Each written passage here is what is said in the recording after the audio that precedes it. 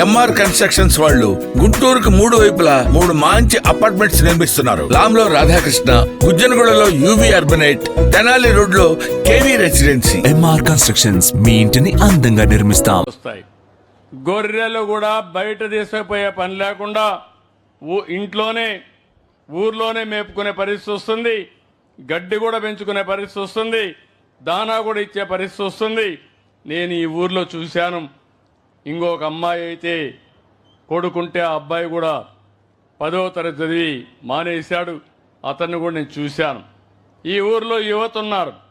ఇమ్మీడియట్గా చదువుకున్న వాళ్ళు, చదువు మానేసిన వాళ్ళకి ఉపాధి కల్పించడానికి ఇంటి దగ్గరనే గొర్రెలు పెంచుకునే వ్యాపారం మీ అందరికీ నేర్పిస్తాను.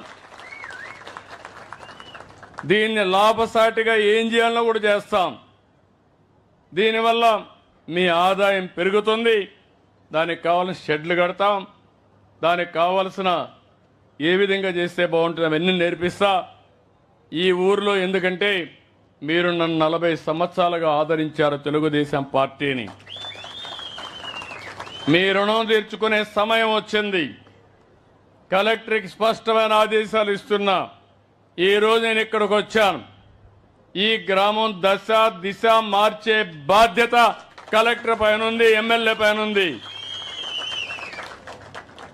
ఏదో ఒక రోజు రావడం పోవడం కాదు, ఇవన్నీ చేస్తామని చెప్పి కూడా నేను మీకు తెలియజేస్తున్నా.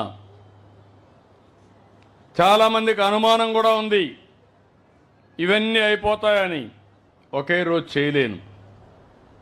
ఎందుకంటే నాకు కూడా వారసత్వంగా వచ్చిన ఆర్థిక సమస్యలు 10 లక్షల కోట్ల రూపాయల అప్పు ఉంది.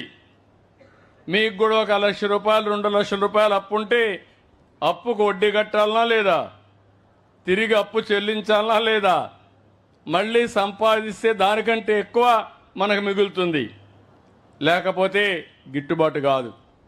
నేను కూడా ఆ అవస్థలోనే ఉన్నాను.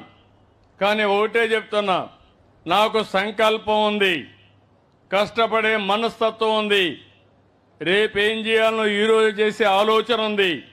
అందుకే మీ అందరికి హామీ ఇచ్చాను. సమిక్షేమం చేస్తాను, అభివృద్ధి సుజావుగా ముందుకు తీసుకెళ్తాను. మళ్ళీ సంపద సృష్టించి ఆదాయం పెంచిన ఆదాయం నిరంతరం ఈ పేదవాళ్ళకే ఖర్చు పెడతానని చాలా స్పష్టంగా చెప్పాను. దీనికి కూడా అనేకమైన మార్గాలు ఆలోచిస్తున్నా నేను. అందుకనే ఇప్పుడు మీరు చూస్తే మొన్న ఉగాది, మళ్ళీ నేను రేపు ఒక మాట చెప్పాను. తల్లికి వందనం మేలో ఇచ్చి జూన్లో మీ పిల్లలు స్కూలు పోయే లోపల తల్లికి వందనం ఎంతమంది పిల్లలుంటే అంతమంది పిల్లలకు ఆ డబ్బులు ఇస్తానని చెప్పాను. దాన్ని నేను కట్టుబడున్నా. అప్పో సప్పో లేకుంటే ఏం చేయాలో చేసి మళ్ళీ మిమ్మల్ని